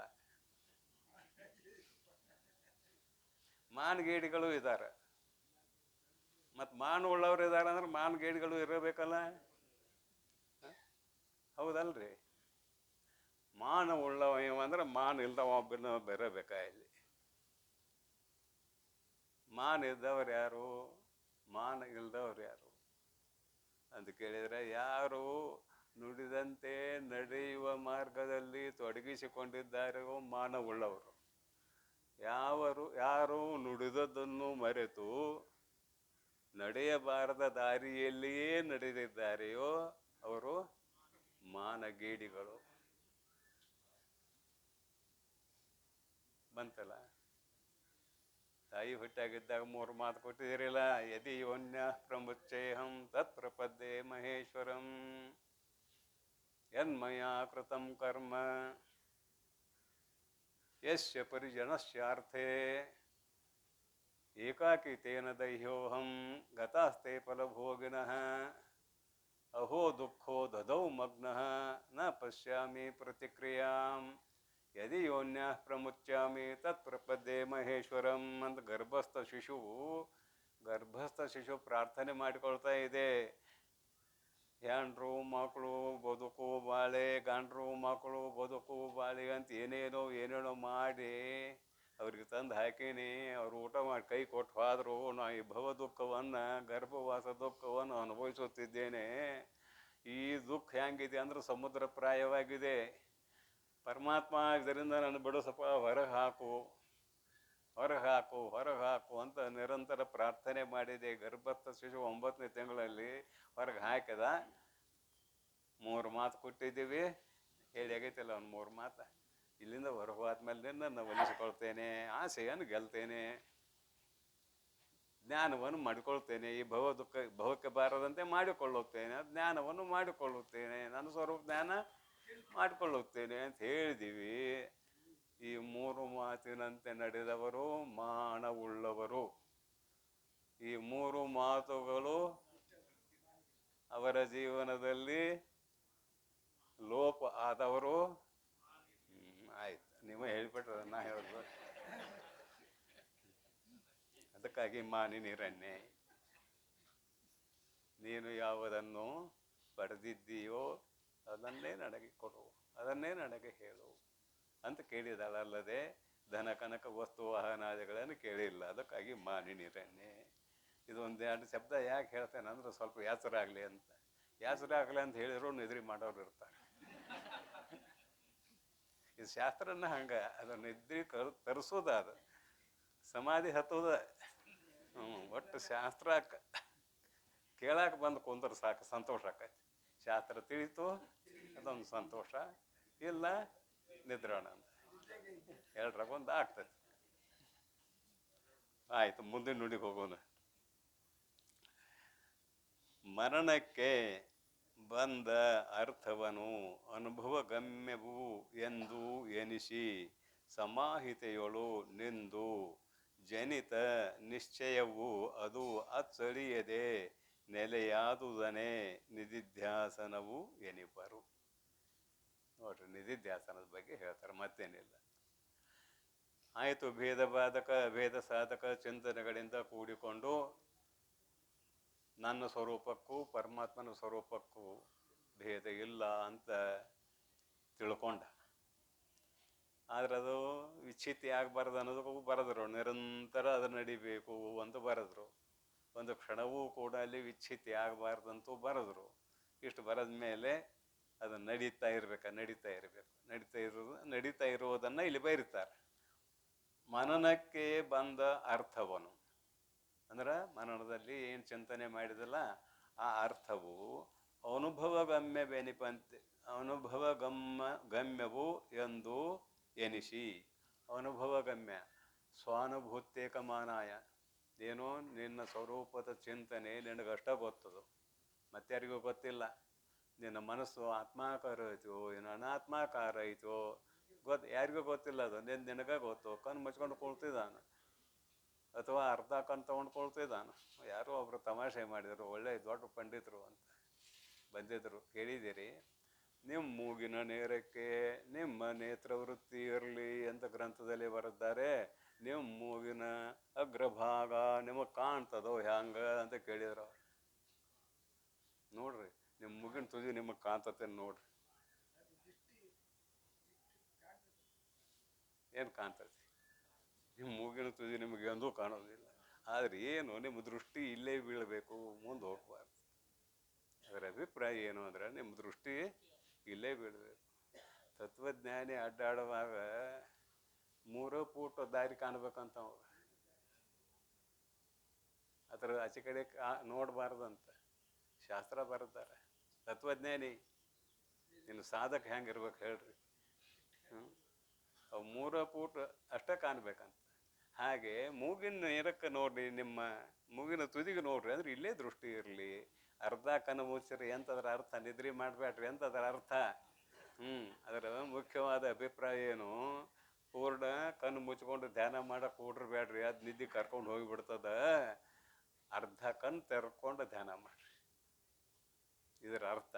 ಮೂಗಿನ ನೇರ ನೋಡ್ರಿ, ನಿಮ್ಮ ಮೂಗಿನ ನೇರಕ್ಕೆ ದೃಷ್ಟಿ ಇರಲಿ ಅಂತಾರಲ್ಲ, ಅರ್ಧ ಕಣ್ಣು ತೆರ್ಕೊಂಡು ಧ್ಯಾನ ಮಾಡ್ರಿ ಅಂತ ಇದರ ಅಭಿಪ್ರಾಯ. ಅದಕ್ಕಂದ್ರೂ ಮನನಕ್ಕೆ ಬಂದ ಅರ್ಥವನ್ನು ಅನುಭವಗಮ್ಯವೆಂದೆನಿಸಿ, ಅನುಭವಗಮ್ಯವು ಎಂದು ಎನಿಸಿ ಸಮಾಹಿತೆಯಳು ನಿಂದು. ಯಾರು ನಿಲ್ಲೋದು ಸಮಾಹಿತೆಯಳು? ನಮ್ಮ ಬುದ್ಧಿ ನಿಲ್ಲಬೇಕಲ್ಲಿ, ನಾವು ನಿಲ್ಲೋದಲ್ಲ. ನಮ್ಮ ಸ್ವರೂಪದಲ್ಲಿ ನಮ್ಮ ಬುದ್ಧಿ ನಿಲ್ಲಬೇಕು. ಸಮಾಹಿತೆಯಳು ನಿಂದು ಜನಿತ ನಿಶ್ಚಯವು ಉಂಟಾಗಿರುವ ನಾನು ಆತ್ಮವೇ ಬೇರೆ ಏನೂ ಅಲ್ಲ ಎಂದು ಉಂಟಾಗಿರುವಂತಹ ಬುದ್ಧಿ ನಿಶ್ಚಯವದು ಅಚ್ಚಳಿಯದೆ ವಿಸ್ಮೃತಿ ಬರಬಾರದು. ಅಚ್ಚಳಿಯದೆ ನೆಲೆಯಾದುದನ್ನೇ ನಿಧಿಧ್ಯಾಸನವು ಎನಿಪರು. ಹೀಗೆ ನೆಲೆಯಾದದ್ದನ್ನೇ ನಿಧಿಧ್ಯಾಸನ ಅಂದ್ರೆ ಅದು ಅನಾತ್ಮಾಕಾರ ವೃತ್ತಿ ಸಂಪೂರ್ಣ ತಿರಸ್ಕಾರ, ಆತ್ಮಾಕಾರ ವೃತ್ತಿ ಪ್ರವಾಹ. ಇದು ನಿಧಿಧ್ಯಾಸನವು ಎನಿಪರು. ಆಮೇಲೆ ವನಿತೆ ಸುಶ್ರವಣ ಮನನ ನಿಧಿಧ್ಯಾಸನವು ಎನಿಪ ಇವನು ಅನುದಿನವೂ ಅಲಸದೆ. ಮ್ಯಾಲೆ ಹೇಳಿ ಆಯಿತು, ಶ್ರವಣ ಮನನ ನಿಧಿಧ್ಯಾಸನ ಅನುದಿನವೂ, ಒಂದಿನ ಅಂತಲ್ಲ, ಅನುದಿನವೂ ಅಲಸದೆ.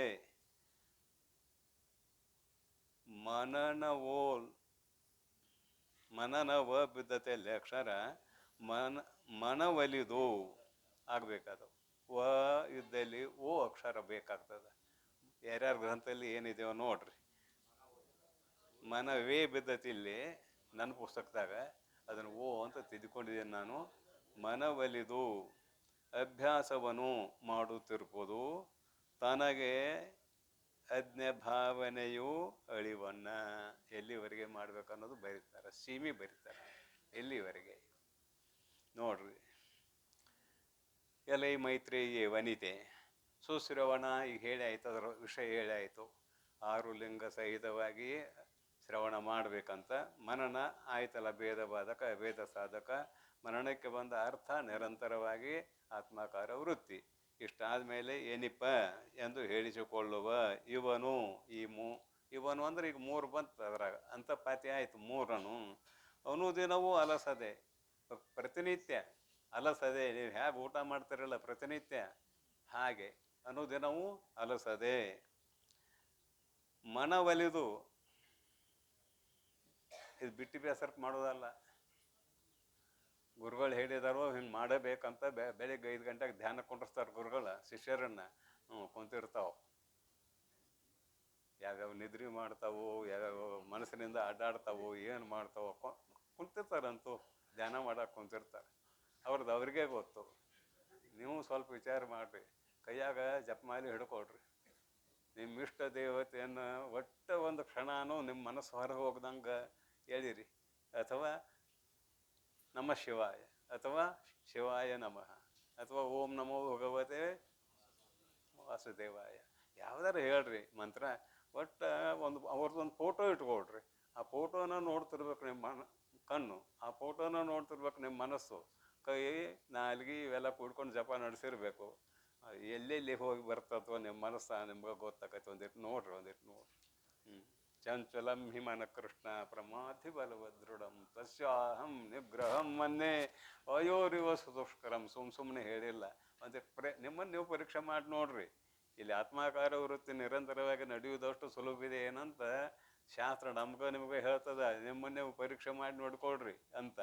ಬರೀ ನಿಮಗೆ ಹೇಳಕತ್ತಿಲ್ಲ, ನಾನು ಕೂಡಿಸ್ಕೊಂಡು ಹೇಳಕತ್ತಿದ್ದೇನೆ. ನಿಮ್ಮನ್ನು ನೀವು ನೋಡ್ರಿ ಅಂತ. ಮರಣವು ಅನುದಿನವೂ ಅಲಸದೆ ಮನವಲಿದು ಅತ್ಯಂತ ಪ್ರೀತಿಯಿಂದ ಮನಃಪೂರ್ವಕವಾಗಿ ಮನವಲಿದು ಅಭ್ಯಾಸವನ್ನು. ಈ ಬಿಟ್ಟಿ ಕೆಲಸ ಮಾಡೋರು ಅಂತ ಕೆಲವು ಜನ ಇರ್ತಾರೆ, ಗೊತ್ತಿಲ್ಲ, ಶಬ್ದ ಗೊತ್ತಿಲ್ಲ. ಬಿಟ್ಟಿ ಕೆಲಸ ಹೇಳಿದಾನಂತ ಮಾಡೋದು, ಅಲ್ಲಿ ಭಕ್ತಿ ಇಲ್ಲ, ಏನಿಲ್ಲ, ಮನಃಪೂರ್ವಕವಾಗಿ ಮಾಡುವಂಗ ಇಲ್ಲ. ಕಸ ಹೊಡಿಯೋ ಕೈಯಾಗ ಕಸ್ಬರ್ಗಿ ತೊಗೊಂಡ ಹಂಗಟ್ಟು ಹೊಡೆದ. ಎಲ್ಲಿ ಕಸ ಹೊಡಿತು, ಎಲ್ಲಿ ಹಸನಾಯಿತು ಗೊತ್ತೇ ಇಲ್ಲ. ಎಲ್ಲೂ ಕಸ ಉಳಿದಂಗೆ ಕಸ ಹೊಡಿಬೇಕಂತ ಮನಸ್ಸು ಒಟ್ಟು ಹೊಡೆದ, ಅದು ಮನಃಪೂರ್ವಕ. ಏನು ಕಾಟ ಕೊಡ್ತಾರೆ ಸರಿ ಅಂತ ತೊಗೊಂಡು ಹೆಂಗೆ ಮಾಡಿದ. ಇದು ಬಿಟ್ಟು ಕೆಲಸ ಮಾಡಿ. ಅದಕ್ಕಾಗಿ ಮನಃಪೂರ್ವಕವಾಗಿ ಮಾಡ್ರಿ ಅನ್ನುವ ಅಭ್ಯಾಸ. ಮನವಲಿದು ಅಭ್ಯಾಸವನ್ನು ಮಾಡುತ್ತಿರ್ಪುದು ತನಗೆ ಅಜ್ಞೆ ಭಾವನೆ ಅಳಿವಣ್ಣ. ಎಲ್ಲಿವರೆಗೆ ಮಾಡ್ತಾ ಇರೋದು ಅಂತ ಕೇಳಿದ್ರೆ, ಈ ಶರೀರದಲ್ಲಿ ನಾನು ಅನ್ನುವ ಬುದ್ಧಿ ಎಂದು ಉಂಟಾಗಬಾರ್ದು. ಶರೀರದಲ್ಲಿ ನಾನು ಅನ್ನುವ ಬುದ್ಧಿ ಉಂಟಾಯಿತು, ಅಲ್ಲಿ ಅಜ್ಞಭಾವ ಐತೆ. ನಾನು ಬ್ರಾಹ್ಮಣ, ಕ್ಷತ್ರಿಯ, ವೈಶ್ಯ, ಶೂದ್ರ ಅವು ದೂರಿನು. ನಾನು ಬ್ರಹ್ಮಚಾರಿ, ನಾನು ಗೃಹಸ್ಥ, ನಾನು ವಾನಪ್ರಸ್ಥ, ನಾನು ಸನ್ಯಾಸಿ ಅಂದರೂ ತಪ್ಪಿತ.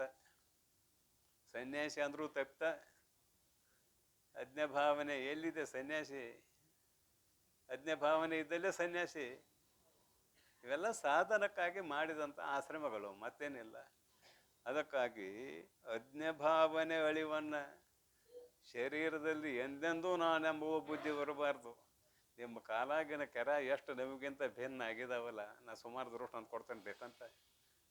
ನಿಮ್ಮ ಕಾಲಾಗಿನ ಕೆರ ನಿಮಗೆ ಎಷ್ಟು ನಿಮಗಿಂತ ಭಿನ್ನ ಆಗಿದಾವೆ, ಅಷ್ಟು ಈ ಶರೀರ ನಾನಲ್ಲ ಅನ್ನುವಂಥ ದೃಢತರವಾದ ಬುದ್ಧಿ ಎಲ್ಲಿವರೆಗೆ ಬರೋದಿಲ್ಲೋ ಅಲ್ಲಿವರೆಗೆ ಮಾಡ್ರಿ.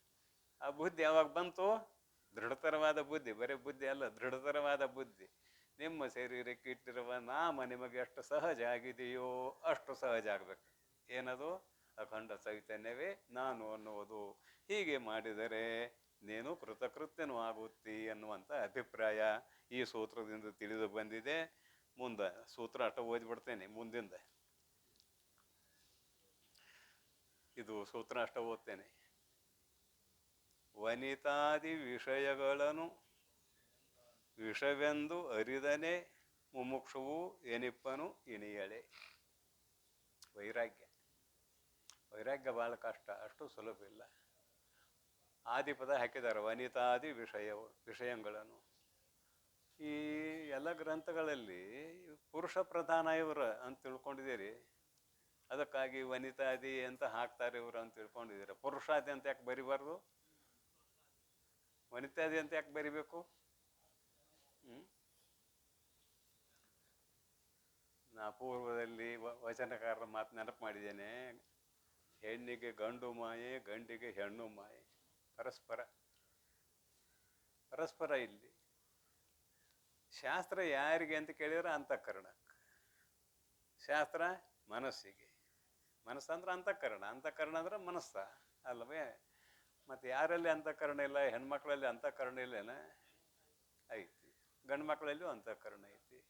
ಶಾಸ್ತ್ರ ಅಂತಃಕರಣಕ್ಕೂ ಅನ್ವಯ ಅಲ್ಲದೆ ಚಿದಾಭಾಸನೆಗೆ ಅನ್ವಯ ಅಲ್ಲದೆ, ಅಂದ್ರೆ ಆಭಾಸ ಸಹಿತ ಅಂತಃಕರಣ, ಚೈತನ್ಯದ ಆಭಾಸ ಸಹಿತ ಅಂತಃಕರಣ ಚಿದಾಭಾಸನೆಗೆ ಶಾಸ್ತ್ರ ಅಲ್ಲದೆ ಸ್ಥೂಲ ಶರೀರಕ್ಕೆ ಅಲ್ಲ. ಮತ್ತು ಸ್ಥೂಲ ಶರೀರದಲ್ಲಿ ಸ್ತ್ರೀತ್ವ ಪುಂಸ್ತ್ವ ಇದೆ ಅಲ್ಲದೆ ಸೂಕ್ಷ್ಮ ಶರೀರದಲ್ಲಿ ಸ್ತ್ರೀತ್ವನೂ ಇಲ್ಲ, ಪುಂಸ್ತ್ವನೂ ಇಲ್ಲ. ಮತ್ತು ಈ ವನಿತಾದಿ ಅಂತ ಯಾಕೆ ಬರೀತಾರೆ ಅಂದ್ರೆ ಹೆಚ್ಚಾಗಿ ಬರೆದವ್ರು ಇವರ ಪುರುಷರು ಅಂತ ಅನ್ನಿಸ್ತತಿ. ಆದಿಪದ ಆಕರ್ಷಣೀಯ, ಎರಡಕ್ಕೂ ಎರಡೂ ಕಡೆ ಮಾಯ. ಪುರುಷರಿಗೆ ಹೆಣ್ಣು ಮಾಯ, ಹೆಣ್ಣು ಇಟ್ಕೊಂಡಾಗ ಪುರುಷ ಮಾಯ. ಅದಕ್ಕಾಗಿ ಇಲ್ಲಿ ಎರಡನ್ನೂ ತಗೊಳ್ಳೋದು ನಾವು, ಅವ್ರನ್ನೇನಲ್ಲ. ಆದ್ರೆ ಭಾಳ ಪ್ರಬಲ ಇದು. ಯಾವುದೋ ಸ್ತ್ರೀ ಪುರುಷರ ಸಂಯೋಗ ಅನ್ನೋದೇನಿದೆ ಅಲ್ಲ, 84 ಲಕ್ಷ ಜೀವರಾಶಿಗಳಲ್ಲಿ ಬಿಟ್ಟಿಲ್ಲ ಇದು. ಒಂದು ಕ್ರಿಮಿ ಆಗಲಿ ಕೀಟ ಆಗಲಿ ಏನೇ ಆಗಲಿ ಇದರಿಂದ ದೂರ ಐತೇನೋ ಅಂತ ಕೇಳಿದರೆ ಇಲ್ಲ, ಇದರಿಂದ ದೂರ ಇಲ್ಲ. ಅವೊಬ್ಬ ಇದ್ದಂತ ಬ್ರಹ್ಮ, ಜೀವ ಗಮನಿಸಲಿಲ್ಲಂತ, ತಾನ ಒಂದು ಪುರುಷನ ಮೂರ್ತಿಯನ್ನು ತಯಾರು ಮಾಡಿದ, ಸ್ತ್ರೀ ಅನ್ನುವ ಮೂರ್ತಿಯನ್ನು ತಯಾರು ಮಾಡಿದ. ಒಂದು ಸಂಸಾರಿ ಆದ, ಕಲ್ಪಿತ. ಭಾಳ ಪ್ರಬಲ ಇದು. ಪ್ರಬಲ ಅನ್ನೋದಕ್ಕಾಗಿ ಬರೀತಾರೆ, ಮತ್ತೇನಿಲ್ಲ. ವನಿತಾದಿ ಅನ್ನೋ ಶಬ್ದ ಯಾಕೆ ಹಾಕ್ತಾರೆ ಅಂದ್ರೆ ಭಾಳ ಪ್ರಬಲ ಅಂತ ಎರಡೂ ಕಡೆ ಅನ್ವಯ ಮಾಡಿಬಿಡು ನಾವು. ವನಿತಾದಿ ಆದಿಪದ್ಯಂತ ಏನೆಲ್ಲ ಬೇಕು? ನಿಮ್ಮ ಲೋಕಾರೂಢಿ ಮಾತು ಹೇಳ್ದೇನ, ಮದ್ವೆ ಮಾಡ್ಕೊಂಡ್ಮೇಲೆ ಏನೆಲ್ಲ ಬೇಕು?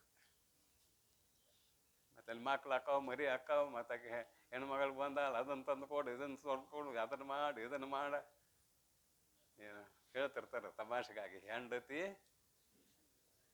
ಹಿಂಡತಿ ತಮಾಷೆ ಸುಮ್ಮನೆ. ಅದನ್ನು ತಂದುಕೊಡು, ಇದನ್ನು ತಂದುಕೊಡು, ಅದನ್ನು ತಂದುಕೊಡು, ಇದನ್ನು ತಂದುಕೊಡು. ಬ್ರಹ್ಮಚಾರಿ ಇದ್ದಾಗ ಒಂದಿನ ದುಡಿದ್ರು ನಡೀತಿತ್ತು, ದುಡಿದಿದ್ರು ನಡೀತಿತ್ತು. ಇವನ್ ಯಾರು ಕೇಳ ಅವ್ರಿದ್ರೆ. ಮತ್ತೆ ಕಟ್ಕೊಂಡು ಮೇಲೆ ಬಿಡ್ತಾಳೇನಾಕೆ ಅಮ್ಮ? ಬಿಡುವುದಿಲ್ಲ. ಹಾಗೂ ಬ್ರಹ್ಮಚಾರಿನೇ ಆದಾಗ ಹೆಣ್ಮಗಳಿಗೆ ಏನು ಚಿಂತೆ ಇರಲಿಲ್ಲ, ಗಂಡನ ಮಾಡ್ಕೊಂಡ್ರು. ಮತ್ತು ಆಗ ಶುರು ಆಯ್ತದಲ್ಲ. ಇವೊಂದು ಒಬ್ಬಂದೇ ಯಾಕೆ ಹೇಳೋದು, ಅವ್ರದ್ದು ಹೇಳೋದು ಅಲ್ಲ, ಇಬ್ಬರದು ಹೇಳಬೇಕಾಕೈತಿ. ಅದಕ್ಕಾಗಿ 84 ಲಕ್ಷ ಯೋನಿಗಳಲ್ಲಿ ಹುಟ್ಟಿದಾಗಲೂ ಕೂಡ ಈ ಅಭಿಪ್ರಾಯ ಹೊಂದಿಕೊಂಡು ಬಂದಿದೆ. ಅದರಿಂದ ಹಿಂದೆ ಸರಿಯೋದು ಅಷ್ಟು ಸುಲಭವಿಲ್ಲ, ಭಾಳ ಕಷ್ಟ ಅಂತ ಇದರ ಅಭಿಪ್ರಾಯ. ಅನಿತಾದಿ ವಿಷಯಗಳನ್ನು ವಿಷವೆಂದು ಅರಿದನೆ, ಅವ ವಿಷಾಪ. ಅವನ್ನ ಮುಟ್ಟಿದ್ರೆ ಸಾಯ್ತೇನೆ, ಕುಡಿದ್ರೆ ಸಾಯ್ತೇನೆ, ತಿಂದ್ರೆ ಸಾಯ್ತೇನೆ ಅನ್ನುವಂಥ ಭಾವ ಬಂದ್ರೆ ಅರಿದನೆ ಮುಮುಕ್ಷುವೆನಿಪ್ಪನು ಇನಿಯಳೆ. ಎನ್ನ ಪ್ರೀತಿಗೆ ಪಾತ್ರಳಾದ ಮೈತ್ರೇಯೇ, ಇವನೇ ಮುಮುಕ್ಷು. ಭವಬಂಧನದಿಂದ ಬಿಡುಗಡೆಯನ್ನು ಹೊಂದಬೇಕೆಂಬುವ ಉತ್ಕಟವಾದ ಇಚ್ಛೆಯುಳ್ಳವನು. ಅವನೇ ಮುಮುಕ್ಷುವು ಎಂದು ಕರೆಯಿಸಿಕೊಳ್ಳುತ್ತಾನೆ. ಮುಮುಕ್ಷುನು ಅಲ್ಲ, ಮುಮುಕ್ಷುವು. ಅಂದಾಗ ಅದು ಹೆಣ್ಮಗಳು ಆಗಿರ್ಬೋದು, ಗಂಡು ಮಗನೂ ಆಗಿರ್ಬೋದು. ಮುಮುಕ್ಷುನು ಅಂದಿವ ಅಂದ್ರೆ ಗಂಡ ಆಕೈತಿ. ಅದಕ್ಕೆ ಒಂದು ಶಬ್ದ ಇಟ್ಟಾರೆ, ನಿಜಗೊಂಡ್ರು ಮುಮುಕ್ಷುವು. ಏನಿಪ್ಪನು ಇಣಿಯಳಿ. ಇಣಿಯಳಿ ಅಂದ್ರೆ ಪರಮ ಪ್ರೀತಿಗೆ ಪಾತ್ರಳಾಗಿದ್ದಾಳೆ. ಯಾಕೆ? ಆತ್ಮ ವಿಷಯವನ್ನು ಕೇಳಲು ಪರಮ ಪ್ರೀತಿಗೆ ಪಾತ್ರಳಾಗಿದ್ದಾಳೆ. ಈ ರೀತಿಯಾಗಿ ಸೂತ್ರದ ವ್ಯಾಖ್ಯಾನ ಮುಂದೆ ಇರ್ತದ. ಇದು ಸಂಕ್ಷಿಪ್ತ ಆ ಸೂತ್ರದ ಅರ್ಥ ಅಂತ ಆಯಿತು. ಉಳಿದ ವಿಷಯವನ್ನು ಮತ್ತು ನಾಳಿನ ಪ್ರವಚನದಲ್ಲಿ ತಿಳಿಯೋಣವೆಂದು ಹಾರೈಸಿ ಇಂದಿನ ಪ್ರವಚನಕ್ಕೆ ವಿಶ್ರಾಂತಿ. ಓಂ ತತ್ಸತ್ ಪರಬ್ರಹ್ಮಣೇ ನಮಃ.